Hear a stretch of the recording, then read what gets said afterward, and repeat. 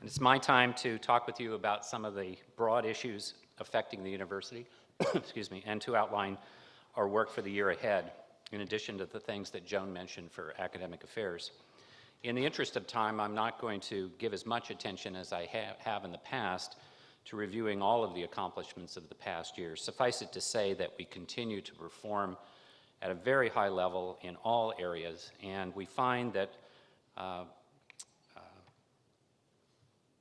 our alumni are increasingly being honored, and it reflects well on us for the preparation they've received here and the leadership development that they had as students. So all is good in that. And under the leadership of Joan, as she mentioned, we've continued to expand the inventory of our academic programs. We mentioned the civil engineering doctoral program. We also added master's programs in architecture, athletic training, and management. And we opened, with the leadership of Dean Ellen McIntyre in the College of Education, our second early college for students. This one focused on prospective teachers, in addition to the one we have focused on STEM education in the College of Engineering. Joan was good enough to call out the folks responsible for the Civic Action Plan, and we look forward to its implementation this year as our comprehensive strategy for community engagement. And on the administrative side, we launched, as she mentioned, Niner Central.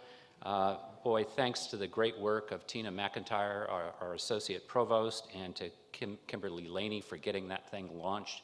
And as you heard from Joan, just a ton of incoming questions from students, particularly in the first year. And we're moving ahead, as Joan mentioned, with our Transfer Center and our undergraduate research program. Thanks to our Vice Chancellor, Beth Harden, my special assistant, Betty Doster, and literally a cast of thousands, we worked successfully to end what for me had been a personal, naked and afraid odyssey of 13 years to open the northeast extension of the light rail.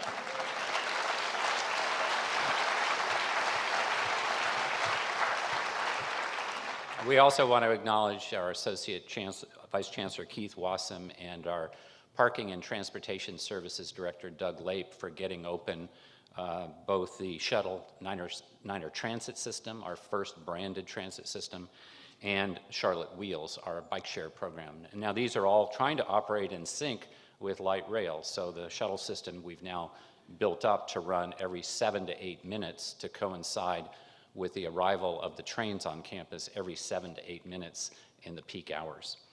I hope you'll take advantage of the opportunity you have to purchase an all-access pass that's available for faculty and staff for $75 a year, and you can ride as many rides on light rail as you want, as many times on a CATS bus, a CATS shuttle, the Airport Express. It's all yours for $75. And I think you'll find, as I have, that it's just amazing how many students are going downtown on the train on Thursday, Friday, and Saturday nights for their internship experiences. So we start the year in good shape, but we have some things that are different this year, and I alluded to one of them earlier with respect to salaries, and I'll get to that in a moment. We have great support from our trustees and its chair, Joe Price, and 9 of the 12 members of our Board of Trustees, and Naya is the 13th, but 9 of our citizen members have multiple years of experience. And the newcomers are very good and quick studies. What's going to be the challenge is that we face the possibility of significant turnover in our board in the years ahead. 3 members of the board have served 2 terms or more on the board, and therefore, by law, they are termed out. They cannot be reappointed.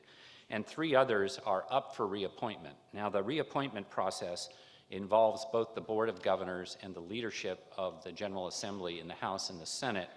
Needless to say, we're going to have to work very closely with those groups to get the kind of people that we need on our board. And Jim Woodward would be the first to tell you, we've had extraordinary commitment and leadership from those folks over the years, and they do matter. What is different about the fall also is that we do not have the usual infusion of enrollment increase dollars that we've had in the past. Part of this is due to a change mandated by the General Assembly in 2017 about how enrollment increase dollars are calculated. And the allocation of these funds is no longer based on projections, but it's actually based on the number of students who show up and enroll in classes. In addition to changes that we've seen in the disciplinary mix of the credit hours that our students are producing, and that directly affects the funding we get, we also noticed a marked decline in the number of non-resident students, particularly international students. And since non-residents pay significantly larger amounts of tuition than North Carolina resident students, that affects the amount of tuition revenue that we have in our budget. Our budget, one budget issue we did not expect was an $800,000 reduction in our continuing permanent budget imposed by the General Assembly. I will spare you the details unless you want to ask me about it in the question and answer session. But I can tell you that not all campuses suffered comparable reductions. And essentially, we were penalized for putting away money to carry forward into the next academic year, as we are permitted to do by statute. We depend heavily for these dollars for our repair and renovation projects, such as the big renovation of the Denny complex that is currently in process. We're very hopeful we can get Margaret Spellings, our UNC system president, and the Board of Governors to go with us to the General Assembly next year to see if we can get those dollars restored. In any event, as we have always done around here, we budget conservatively, so we're going to hold some money aside this year, not allocate it out, just to make sure that our credit hours and our funding get aligned, and then we can go forward. I don't expect this to be a permanent problem. I think it's just really a kind of a 1 to 2 year readjustment of our funding. Now, funding for employee raises is also a bit of a mixed bag. Normally, when the General Assembly allocates money for increases in compensation, they decide upon a percentage increase that they want to allocate based on the total salary base of the university, and they give the required funding to the Board of Governors, and the Board of Governors in turn gives us our prorated share of the salary increase money. However, for the first time in memory, and maybe the first time ever, the General Assembly this year allocated a fixed amount of money, $20 million, to cover all employees in the university, including, and for the sake of the newcomers, I'll give you a couple of acronyms. We have 2 flavors of employees. We have those of you who are subject to the Human Resources Act of the state of North Carolina. You're called SHRA.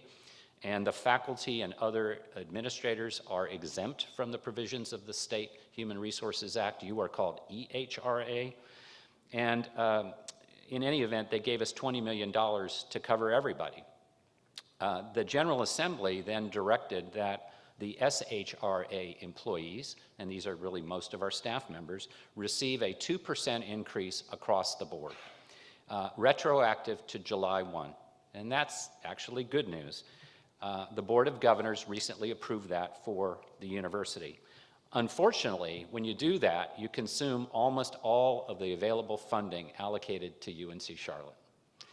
And we're uncertain whether there will be a sufficient amount of money for us to award any EHRA raises, which would include the faculty and our non-faculty administrators. And we must await additional budget-related information from the Board of Governors and the system office before we make that decision. So if we're going to make EHRA salary adjustments this year, I think it's likely that we'll put the highest priority upon the people who were not eligible for the raises we gave last year and in 2017. And we'll try to take care of those people first because they haven't had a raise since January of 2017.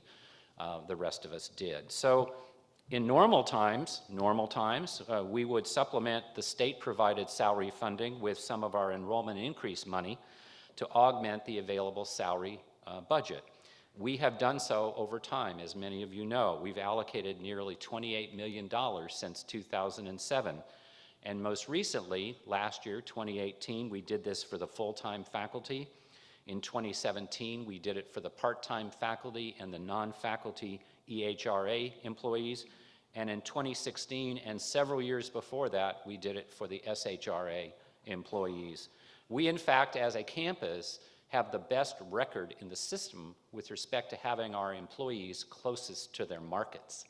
But unfortunately, this is not going to be a great year for us, as I mentioned. We just simply don't have the money this year to do anything more. And we'll continue to review our options for EHRA faculty and non-faculty, but I'm not particularly optimistic. The new state budget does establish a minimum annual salary of $31,200 for state employees generally. Most of those folks are SHRA. That is a good thing because it raises the level of the bottom. It is going to create some salary compression issues for us, though, and we don't currently have the funding to address that compression.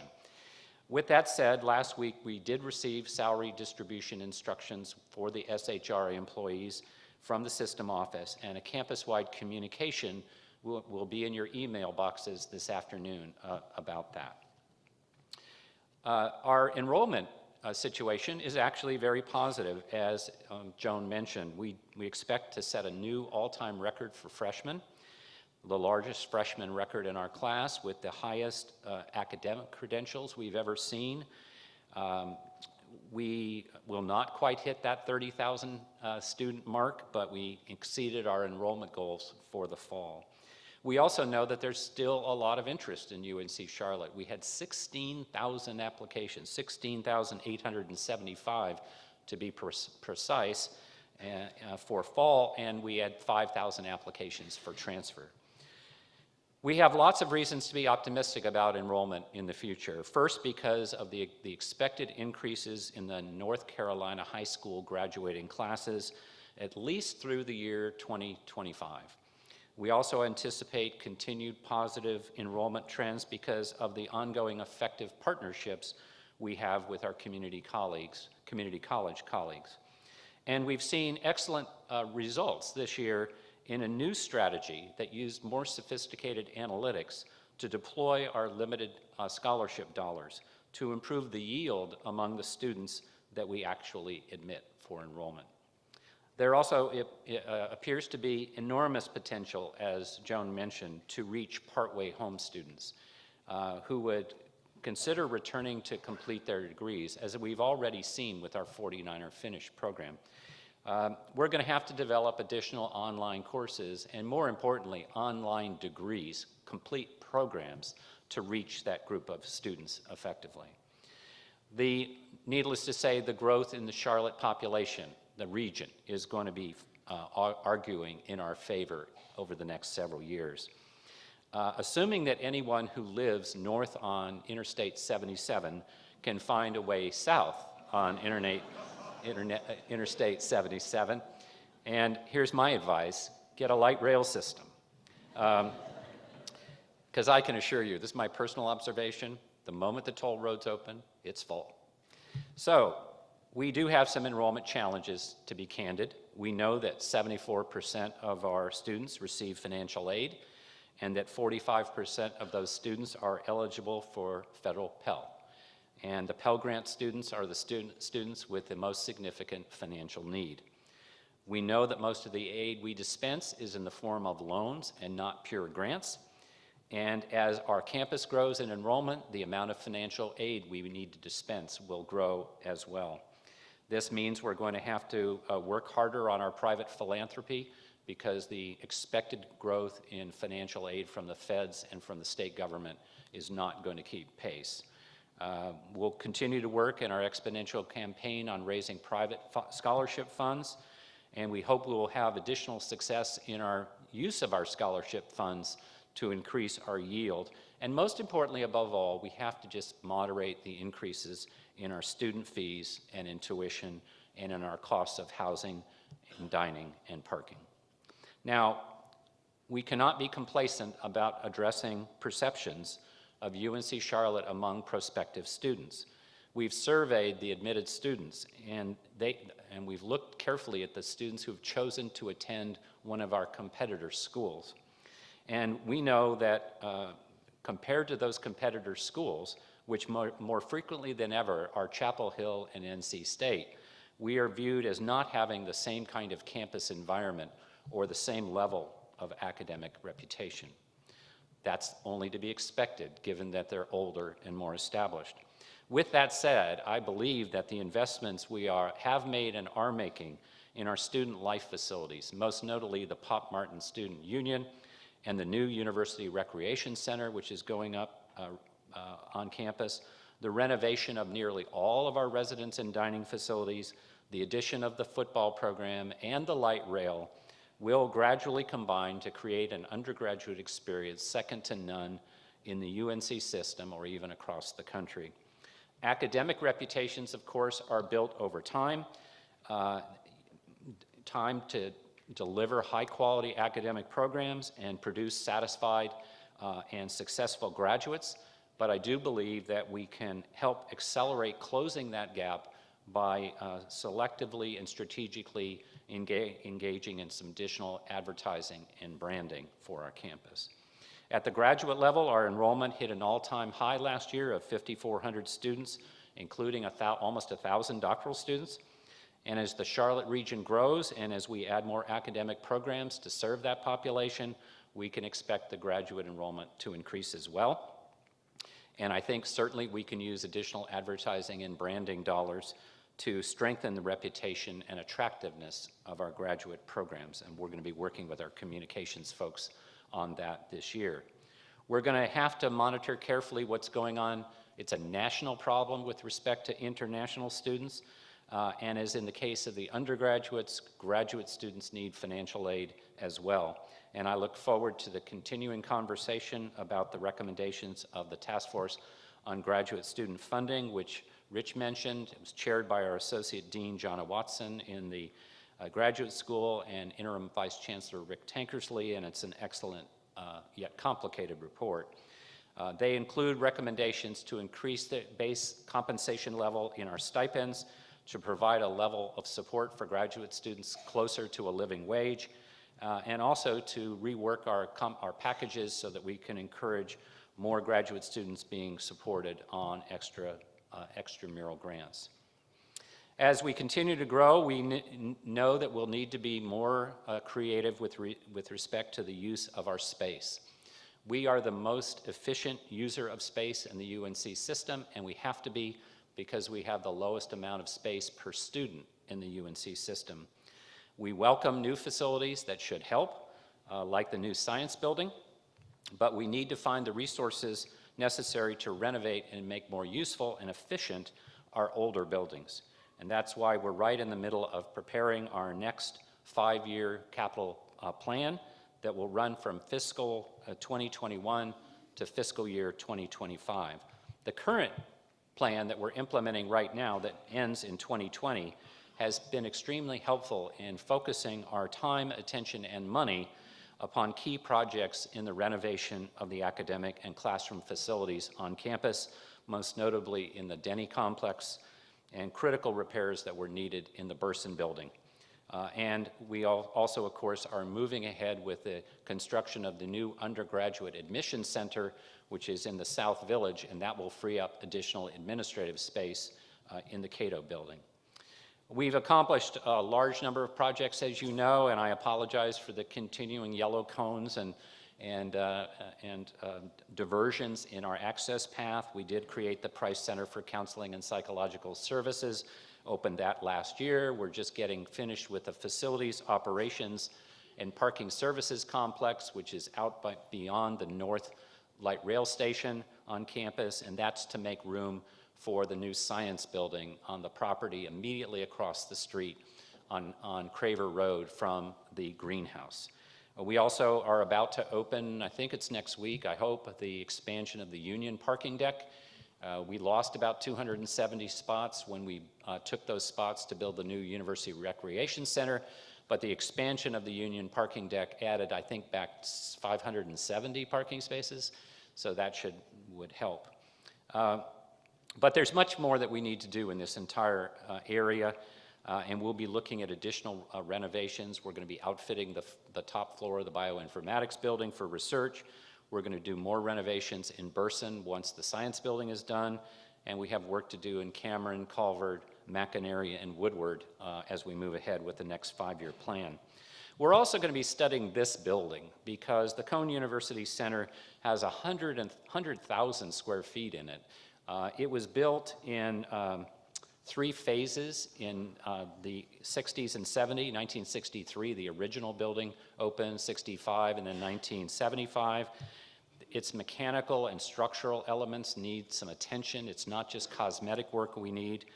And it's just too important of a piece of property in the middle of campus to go without it.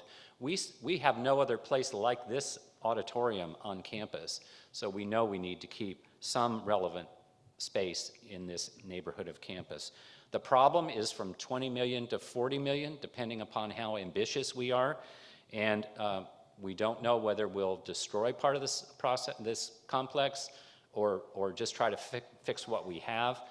Dynamite is still on the table, but we'll have to wait and finish our studies. We're also studying the entire neighborhood around here, the King Building, the Cone parking deck, just to see what might be done to make us better in the future.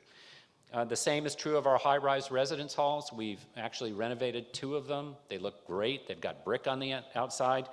But the 2 that are left, the Moore and Sanford buildings, what I've previously called the last vestiges of Soviet architecture on our campus, we have made the decision to tear down the Moore building, and so we'll have an implosion party for everyone. That'll be fun to do. We're going to replace it with a 700-bed residence hall that kind of looks like Levine Hall. Then we've got to decide what to do with Sanford. One possibility is to renovate it for academic or administrative uses, and we're trying to make that decision now. If we decide not to do that, we'll have a second implosion party that you can all attend. And we need to be more effective in the use of our space as we go forward. We've got an integrated space management process now, like and Joan mentioned it in IT. We think we're doing a better job of weighing the contending priorities. And we have to look at enforcing some standards when we renovate space to make sure that we're using all the space we have in the most effective way possible. Niners Central, which is in this building, I invite you to go down and take a look at it when you get a chance, is a great example of how to renovate a space and utilize 40% less space than is typical on campus on a square foot basis. So it can be done, we just have to have the discipline to do it. We also need to look to shared solutions for shared problems. Because we operate to some extent in administrative and operational silos, and we lack a centralized scheduling platform, we have a large number of spaces that we use for meetings and conferences that are really underutilized from a campus-wide perspective. We've also allowed our needs for storage on campus to consume space that otherwise would be occupied by academic and administrative employees on a daily basis. So it's also, you know this story, you can go into any one of our buildings and see multiple employee break rooms and kitchens located on the same floor in the same building. These are spaces that could be renovated for other uses. So we're going to be studying this with the use of some graduate students this year and seeing what's possible. The larger kinds of issues we're facing with space will also require attention, and as we've done with respect to the design of the science building, we've really done a good job of making sure that we took an integrated and interdisciplinary approach. And as Joan mentioned, we've got to look at additional online and hybrid courses for instructional delivery that isn't as consumptive of space as is pure face-to-face instruction. But again, it's got to be appropriate to the discipline, and it's got to be appropriate to the level of the student. We know freshman and sophomore students aren't particularly good candidates for online education. They don't seem to have the discipline or the maturity always to finish what they start. And we're going to think about really unusual ways of using space. There are many institutions now that have developed incentive programs to ask faculty and some staff to either share space or give up their space and do a lot of their work remotely. Of course, we don't want the faculty staying home all the time. We want them on campus to be with their colleagues and to advise our students, but certainly some things now can be done remotely, and we want to see what's possible. I think it's also probably a good time, if that's not enough to scare you, we need to start talking about whether or not we will grow beyond 35,000 students. And I know for some that's a painful thought, given that we have a lot of growing pains getting to 35,000 students. But as we saw in the current and ongoing national competition for the Amazon national headquarters, second Amazon headquarters, there's not a single city in America that's on Amazon's list of top 20 potential sites that has enrollment in their research universities of fewer than 50,000 students. Now, some of these sites, most notably near us, Atlanta and Raleigh-Durham and places like Pittsburgh, they're fortunate to have more than one research university.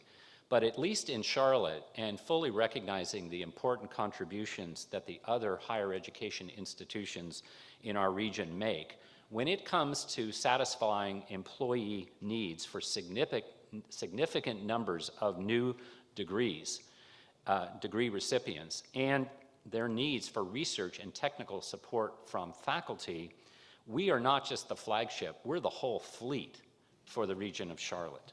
And so considering that question of growing beyond 35,000 is not simply about whether Charlotte is positioned to recruit the next large company considering relocation. It is really about whether UNC Charlotte can fully deliver upon the promise of our mission statement to address the, quote, cultural, economic, educational, environmental, health, and social needs of the greater Charlotte region. Is it reasonable to believe that a rapidly growing region, thought to be the second fastest growing region in the country, but certainly in the top 10, can be properly served by a university frozen at 35,000 students? Do we really want Charlotte to be known as the as the nation's largest city, most underserved with higher education? I don't think we do. So we've got to consider that question. Now, it's an important question. It's got lots of sub-questions.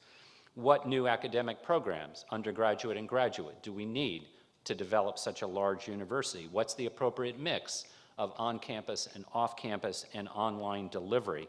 And we know that this region has been shrunk over the last 10 years by the completion of Interstate 485 around the region and by the light rail line. So there's no question that more students can access our campus and our center city than ever before.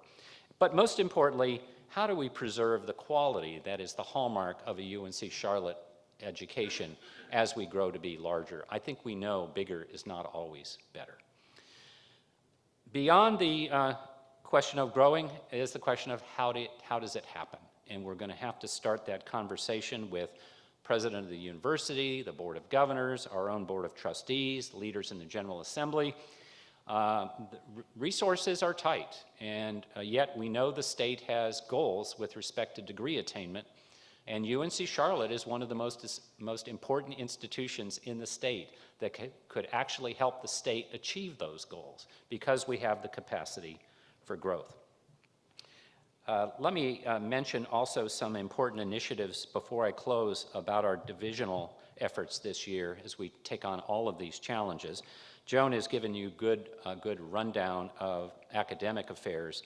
Let me make special mention of the importance of the Barry Dunn assessment of our information technology organization on campus. I'll be issuing a statement about that next week for all of our IT employees, whether they're employed centrally or in one of our colleges and departments. We are going to be opening a real experiment for us, a university-operated laboratory school to serve K through 5 elementary students. In addition to our early colleges, 2 years ago, the General Assembly mandated that the university establish 9 lab schools around the state, and we were chosen, lucky us, as one of the host institutions. The Niner Lab School will not be on campus like the early colleges, but it will be in a Charlotte-Mecklenburg school facility in a neighboring neighborhood, a close-by neighborhood. And in addition to providing an educational opportunity for low-performing students, the lab school is intended to provide training for teachers and principals to successfully address challenges existing in high-needs schools.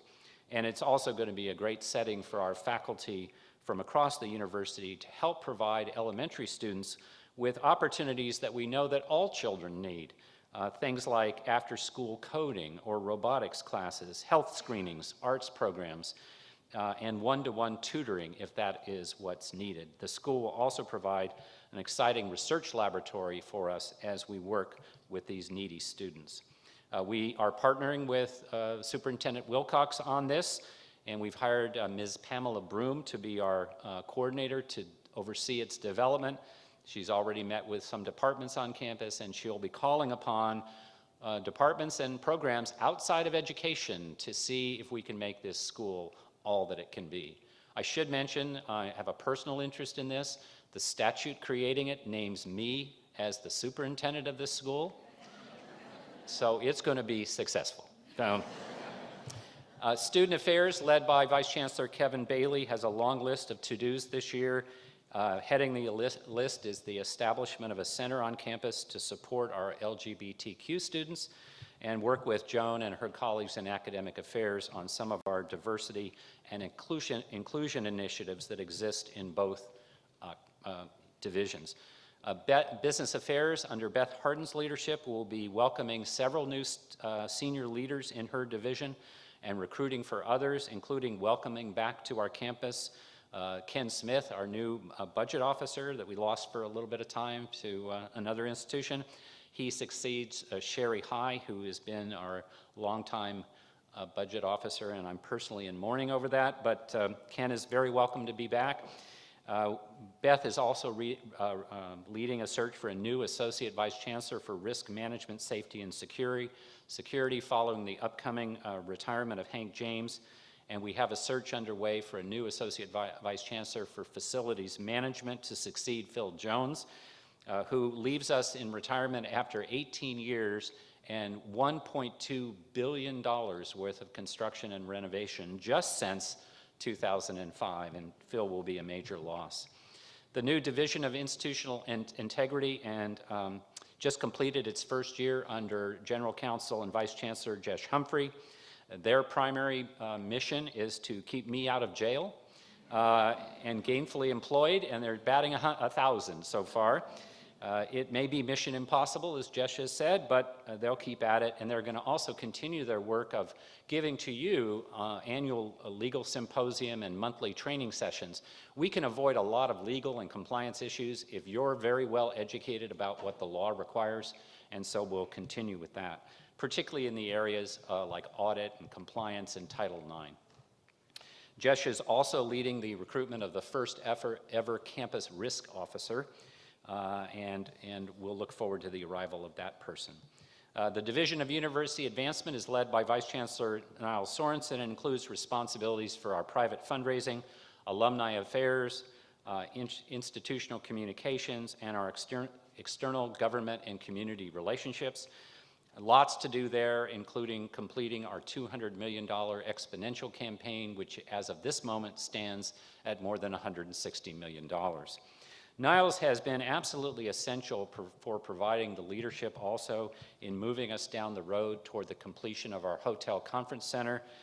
The Marriott at UNC Charlotte is a 226-room Marriott hotel, not run by Marriott, but by a private hotel management firm, with 24,000 square feet of conference space opening in the fall of 2020. To those of you in faculty disciplinary societies who may want to bring your groups to Charlotte, start thinking about that right now. 2020 is not that far away. We hope now to receive approval from the city later in this month for our rezoning request and for the funding of an $8 million request that we have sought from city tourism funds. This conference center that we're building is about twice the size that we would normally need for a 226-room hotel, and we hope what we can do is attract other conferences to Charlotte and obviously generate some additional bed nights for the other hotels in University City. Stephen Ward, our Associate Vice Chancellor for University Communications, he and his staff did an unbelievable job on the Normandy video and the entire trip, and they're going to focus this year on the development of additional focus communications on internal and external perceptions of our work related to urban research, diversity, inclusion, and of course, our campaign. Betty Doster is my special assistant for constituent relations. She's going to have her plate very full working with the Board of Governors on our trustee appointments and of course working with our partners in the Greater Charlotte region. These trustee appointments are extremely important to us and we need to get the right people. Now finally then in athletics, Mike Hill, our new athletic director. Mike and his wife Jess joined the university community just only recently to succeed the legendary AD Judy Rose. We were delighted to get Mike from the University of Florida, and he's already set about implementing a very purposeful agenda for athletics. What has impressed me about Mike is that he really knows how to set priorities. And although we are a public institution and we must observe the separation of church and state, I have approved his request that he and his senior staff engage in daily prayer with respect to the opening of the football season. Against Fordham University on September 1st. But seriously, we're really excited about football this year, including a sold-out game against Appalachian State on September 8th. That will be our all-time largest crowd because we're adding 2,500 seats for that game, and we want to make sure green is in the seats, not App State in the seats. And after the football season is underway, Mike is going to be leading a comprehensive facilities master planning process for athletics, and he's going to be working hard on strengthening our external relations with social media and targeted communications to our fans and our friends. We have a new motto over there called the Gold Standard, and you'll be seeing more of that ahead. Let me close by inviting you to join us next Monday, August 20th, for the Day of Convocation. We come to get together as a campus community to welcome our new students. It's a time of celebration, and it's also an opportunity to lay out some of the values of this institution and our expectation for our new students and what it really means to be a 49er. The ceremony starts at 11 o'clock in Halton Arena, and for faculty members, there is a processional with your academic regalia if you wish to participate. With that, let me thank you for your time and attention this morning. I'm looking at the clock. We're in reasonably good shape. We're going to try to clear the stage for the general question and answer session, so we hope you'll stay for that. If you wish to depart, now is the time to do that. Thank you very much.